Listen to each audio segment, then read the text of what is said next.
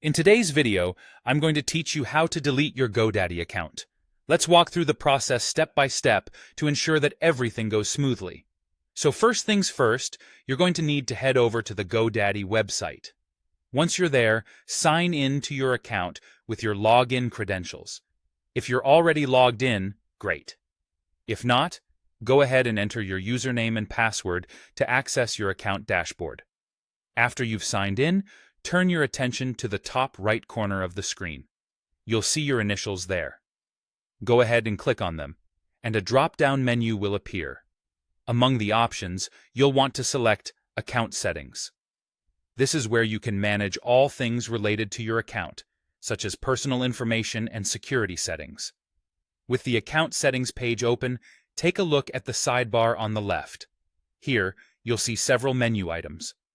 The option we're interested in is Contact Preferences, so go ahead and click on that.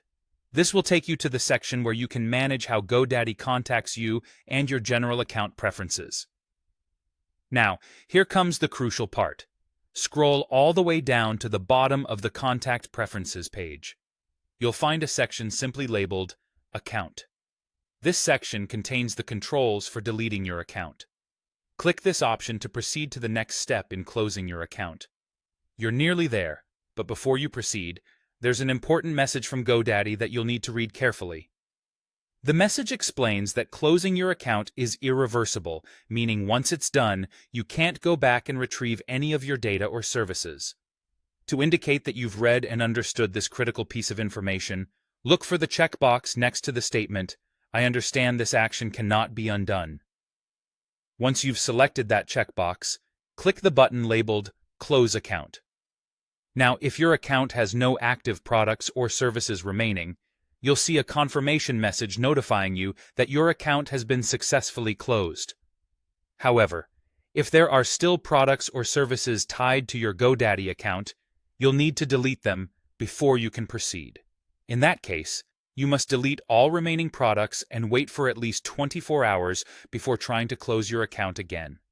This waiting period is to ensure that all processes are completed correctly. And there you have it.